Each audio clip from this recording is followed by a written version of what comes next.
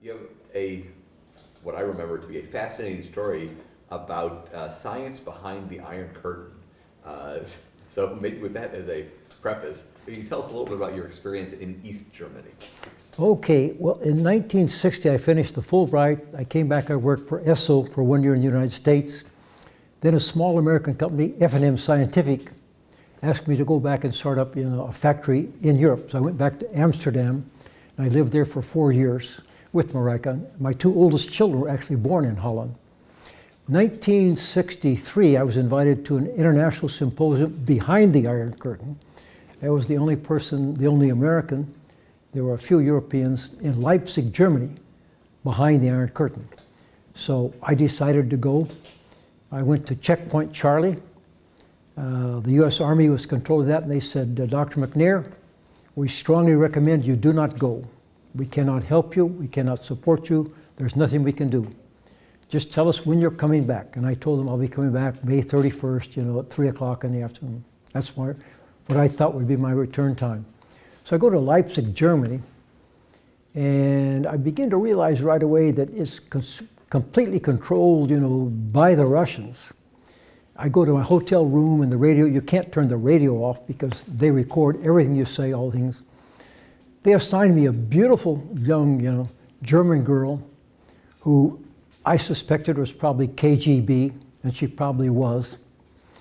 I think I found out later on she was probably also CIA, because the CIA, when they got back to Holland, knew things that only she and I had talked about in places I had gone. So it was kind of fun. I stayed there one time. I just decided to go swimming in a public, swim pool. So I just went and checked in.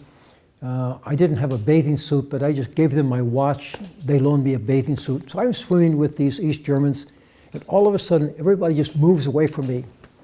And there was a Stasi, one of the East German police, with a submachine gun. They said, Dr. McNair, we have guest swimming pools for you, much more enjoyable. Please come with me. And let me tell you right away, when somebody has a submachine gun and says, please come with me, you always go with him. So I took my bathing suit off, went with him. I realized that funny things were going on. So I decided to come back. The night before I'm leaving, we have a big party to celebrate. Peter Angele had just finished his PhD thesis in Leipzig with a famous professor, Wiegand, and we celebrated that. But we were out drinking beer, several people. I won't go through all the names there, but there are some interesting names right there. We drank too much, spent too much, and at midnight, the restaurant tries to close. But Willy Geedy, who was a very famous East German, because he made gas chromatographs, he said, it's no problem. They're two capitalists, myself and Dr. McNair. We have dollars, so we will pick up the bill. Well, the bill ran to be something like $20, because the black market was I could get 10 East German Deutsche Mark for each dollar. So $20 bill.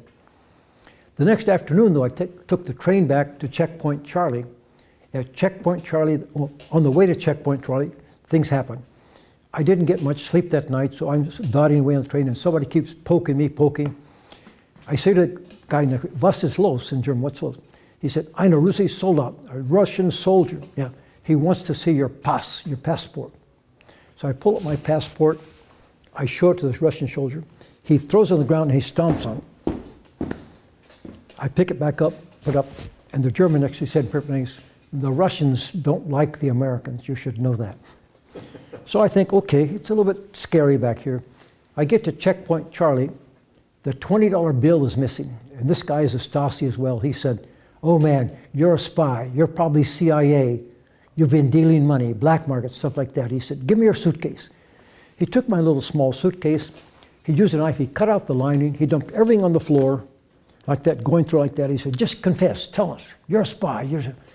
I said, no, I just, worked for an American company. By this time it was, Hewlett-Packard. I just came and gave a technical paper. Well, why did you do that? Well, I was invited. Well, who invited you?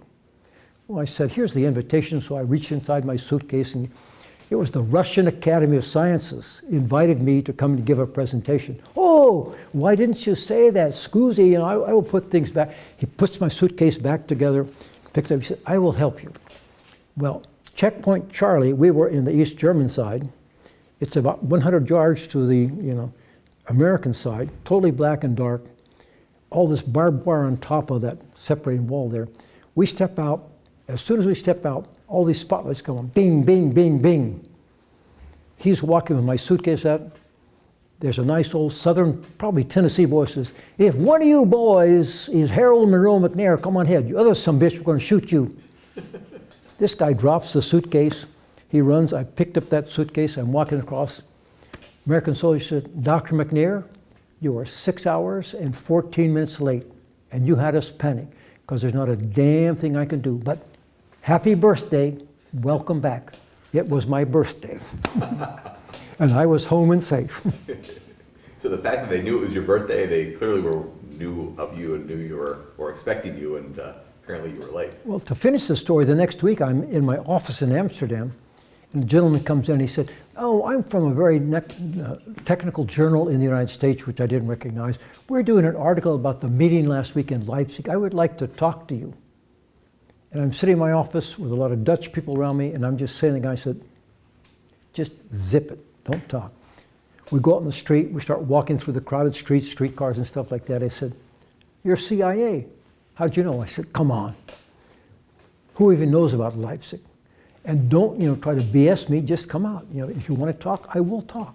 Well, we want to know about the German labs, and particularly about the lab in Moscow that's doing all the rocket propellants. How big is their mass spectrometer? Oh, he said, we know you had supper last week with that Moscow professor. I said, he is a friend of mine. We've corresponded technically. I've never met him. I did meet him in Leipzig. We did talk. I know. I said, all I can tell you is that his mass spectrometer uses vacuum tubes. It is probably 15, 20 years older than ours. So their state-of-the-art in developing rocket fuels is way behind ours. But even so, their rocket fuels today are more powerful than ours. So this is later on, according to people, very important information to know what some of the status of GC mass spec behind the Iron Curtain was. And I provided a little bit of information on that. Wow, what a cool story. So not only if you spent your life teaching chromatography to the world, but you actually helped the government in terms of understanding chromatography on the other side of the world as well, which is what a cool story. So it sort of reminds me of the movie Bridge of Spies, but the technical version. Bridge of Spies is the best way to see it, because that's that same bridge, and when that wall came down, you see that student trying to walk across that area like that, It's really scary. But I can tell you, when all those spotlights came on, this guy said, if one of you guys is Harold McNair, when I picked up that suitcase, I said, man, I'm glad I'm going back to the American side. I probably want to give that guy a big hug. Excellent. What a great story.